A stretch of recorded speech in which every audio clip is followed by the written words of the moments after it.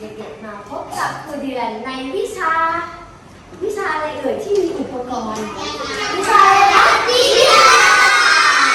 วันนี้เราจะมาสนุกกับวิทยาศาสตร์เด็กๆพร้อมที่จะสนุกไปกับครูเดือนหรือยังคะ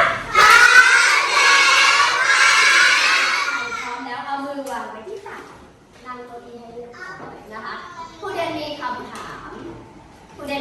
ามนะคะเด็กๆเคยไปดูหนังกับคุณพ่อคุณแม่ไหมใครเคยยกมือค่ะเด็กๆเคยดูหนังแล้วเด็กๆเคยดูหนัง3 มิติไหมใครเคยดูหนัง3 มิติบ้างหนูเคยไปค่ะนี่หนัง3 มิติจะต้องใช้อะไรด้วยอ่ะใช้อะไรลูกใช้อะไรนะคะใช้แว่นตาแล้วแว่นตาเป็นสีอะไรบ้างที่เด็กๆเห็นนะสีฟ้าสีแดงมีสีอะไรอีกไหมคะมีไหมคะไดมอนด์นั่งลงให้เรียบร้อยครับมีสีฟ้าสีแดงเด็กๆเคยดูไหมเคยดูสนุกไหมคะวันนี้คุณเดชก็จะพาเด็กๆทำกิจกรรมที่สนุกเหมือนกันนะคะวันนี้เราจะทดลองวิทยาศาสตร์เรื่องภาพเคลื่อนไหวในแสงสีแดงและสีนะคะสีแดงภาษาอังกฤษเรียกว่าอะไรนะลูกสีเขียวล่ะเด็กๆพร้อมหรือยังคะแล้วอย่างแรกเด็กๆจะต้องวาดภาพโดยใช้อะไรนะคะโดยใช้กระดาษใช้สีเด็กๆมาดูอุปกรณ์ก่อนอุปกรณ์มีกระดาษมีสีอันนี้เรียกว่าอะไรนะแผ่นอะไรนะแผ่นพลาสติกแผ่นพลาสติกสีแดงต่อไปอันนี้ล่ะสีอะไรคะสีเขียวว้าวแผ่นพลาสติกสีเขียวต่อไปมีอะไรอีกคะมีอะไรลูกกันไกรอันนี้เด็กๆเอาไปตัดผมตัวเองได้ไหมคะเอาไปตัดอะไรลูกเอาไปตัดกระดาษแล้วก็ใช้กันไกรด้วยความระมัดระวังต่อไปอันสุดท้ายคือสกอตเทปนะคะเอาไว้ติดนะคะเอาไว้ติดกระดาษนะคะเด็กๆพร้อมหรือยังคะพร้อมแล้วเด็กๆเตรียมสีเรียบร้อยหรือยังวันนี้เราจะใช้สีอะไรกันนะลูกสีอะไรคะสีไม้เพราะว่าที่อนุบาล3จะใช้สีอะไรคะเราเตรียมไว้กี่สีลูกมีสีอะไรบ้างสีตามภาษาอังกฤษเรียกว่าสีภาษาอังกฤษเรียกว่าสีภาษาอังกฤษเรียกว่าตบมือให้ตัวเองดังๆเลยค่ะคราวนี้เด็กๆพร้อมแล้วใช่ไหมคะครูเดินจะแจกกระดาษให้เด็กๆค่ะครูเดินจะแจกกระดาษให้เด็กๆคนละ1 ใบให้เด็กๆวางกระดาษเป็นแนวอันนี้เรียกว่าแนวอะไรคะแนวนอนนะคะโอเคค่ะเด็กๆหมุนเก้าอี้เลยหมุนเก้าอี้แล้วนั่งให้เรียบร้อยเลยนะคะ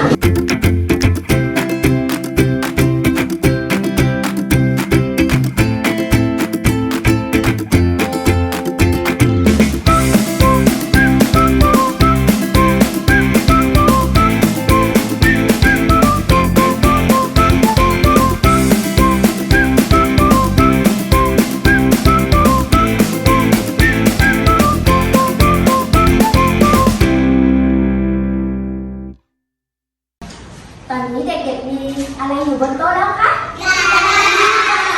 จับอะไรคะลูกจับสีมีสีกี่สีคะ3 สี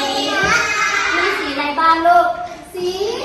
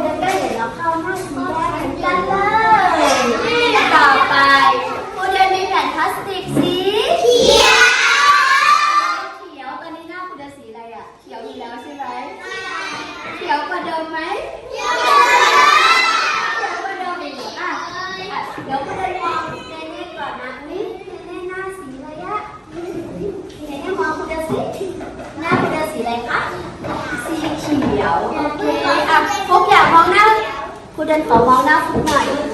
หล่อจังเลยครูเห็นหน้าครูเดินเป็นสีอะไรครับสีเขียวครับโอเคอ่ะเรามาพร้อมที่จะประดิษฐ์แว่นกันหรือยังคะเวลาที่เราประดิษฐ์เราจะใช้กระดาษกี่สีคะสีแดงกับสีเขียวอ่ะคุณเดินทำให้เด็กๆดูก่อนนะดูนะลูกคุณเดินวางกระดาษแบบนี้ให้มันอยู่ใกล้ๆกันให้กระดาษอยู่ใกล้ๆกันเสร็จแล้วครูเดินใช้อะไรลูกใช้อะไรคะครูเดินใช้สกอตเทปแปะเดี๋ยวเด็กๆแปะเองเลยนะแปะชึบ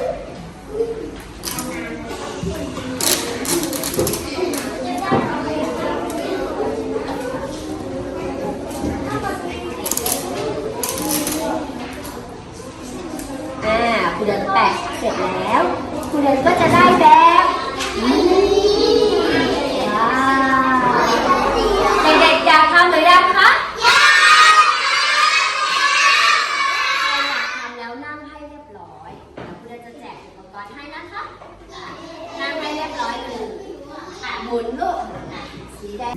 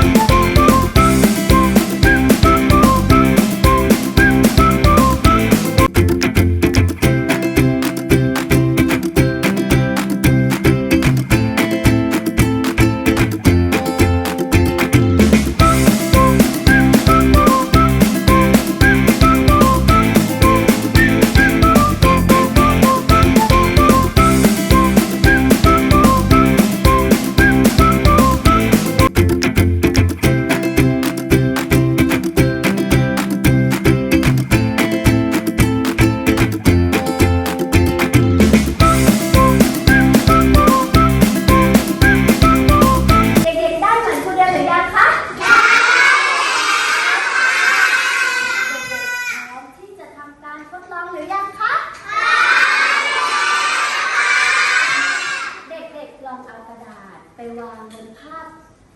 าพของตัวเองแล้วเลื่อนเร็วๆสิ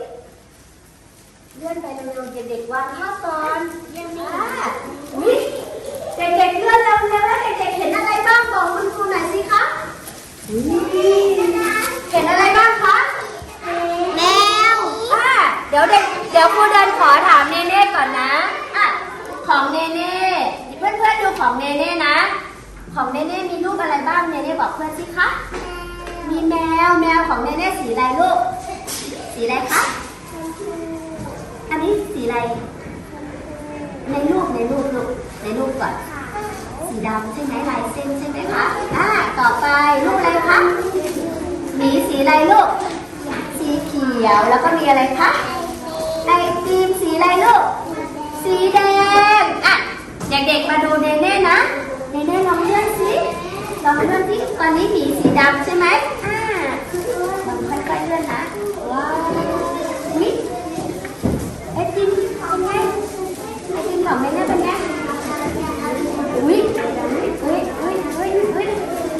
ว้าวเป็นสีอะไรคะสีอะไรลูกสีแดงกับสีอะไรคะสีดำใช่ไหมคะอะไรหายไปอะไรตัวอะไรหายไปไหมไม่มีเหรอดูใหม่สิดูใหม่นะมีอะไรหายไปไหมค่อยๆเลื่อนนะมีตัวอะไรหายไปนะมีหมีหายไปด้วยแล้วลูกของดีน่าสิของดีน่าวาดอะไรบ้างลูกวาดอะไรบ้างคะบอกคุณครูสิมีแมวมีกระต่ายมีไอศครีมเหมือนกันเลยดีน่าเอาสีอะไรไอศครีมแดงใช่ไหมดีน่าเลื่อนก่อนจ้ะค่อยๆเลื่อนไป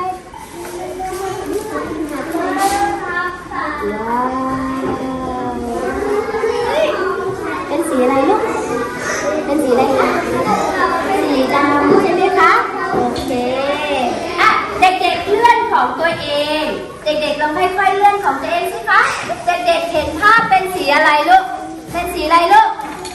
เป็นสีอะไรคะบางคนก็เห็นเป็นสีแดงบางคนก็เห็นเป็นสีดำบางคนก็เห็นเป็นสีเขียวแต่ว่ารูปบางรูปมันก็เป็นไงเอ้ามันหายไปได้ยังไงอ่ะมีด้วยเหรออ่ะเด็กๆอยากดูของครูเดือนไหม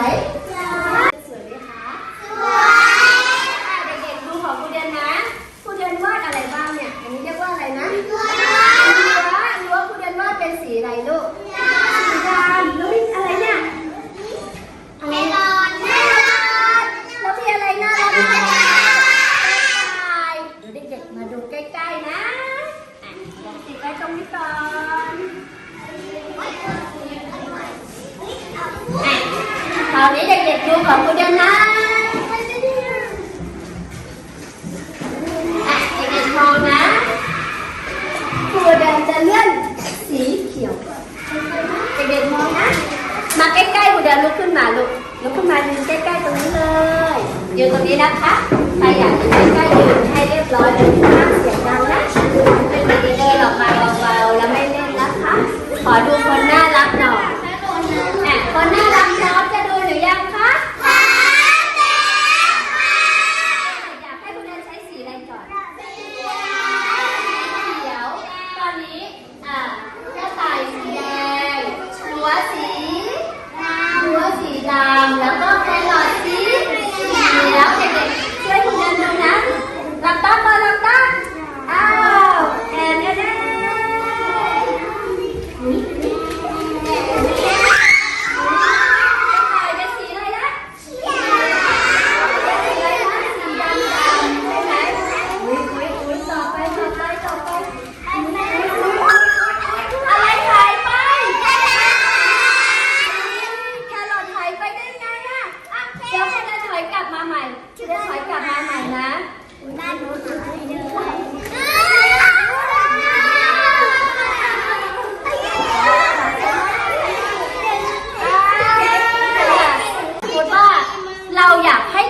หายไปครูเดือนต้องเอาสีอะไรนะ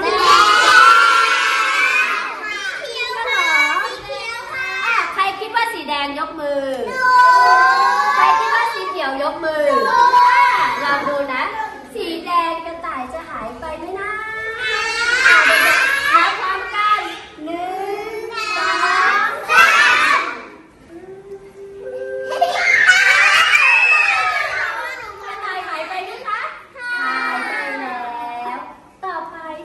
3อยากให้แครอทหายไปล่ะ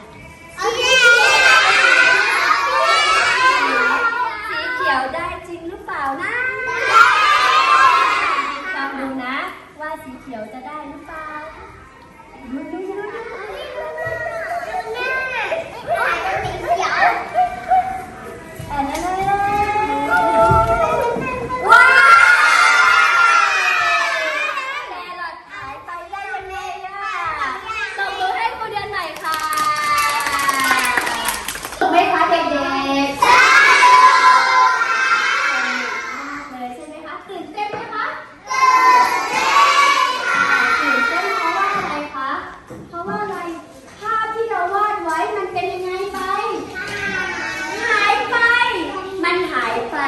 มันหายไปได้ยังไงเด็กๆทราบไหมคะใครทราบบ้างมันหายไปเพราะว่าอะไรคะเกิดจากอะไรคะการดูดกลืนของแสงและสีการดูดกลืนของแสงและสีที่เป็นสีแดงกับสีเขียวถ้าเด็กๆวาดภาพสีแดงแล้วเด็กๆเอาสีแดงไปทับเลื่อนไปทับที่ภาพสีแดงภาพสีแดงจะเป็นไงลูกหายไปถ้าเด็กๆวาดภาพสีเขียวเด็กๆเอาแผ่นพลาสติกสีเขียวไปทับที่ภาพสีเขียวภาพสีเขียวจะเป็นไงลูกหายไปแล้วถ้าเด็กๆวาดภาพสีแดงแต่เด็กๆเอาสีเขียวเลื่อนไปทับภาพจะเป็นสีดำใช่ไหมคะถ้าเด็กๆวาดภาพสีแดงแต่เด็กๆเอาสีเขียว เอาสีเขียวนะวาดภาพสีแดงแต่เอาสีเขียวไปทับภาพภาพก็จะเป็นสีดำเหมือนกันเลยนะคะเขาเรียกว่าการดูดซึมของแสงและสีของพลาสติกที่เป็นสีแดงกับสีเขียวสนุกไหมคะวันนี้วันนี้เราทำการทดลองเรื่องอะไรจำได้ไหมคะวิทยาศาสตร์เรื่องอะไรเอ่ยภาพเคลื่อนไหวในแสงสีแดงและ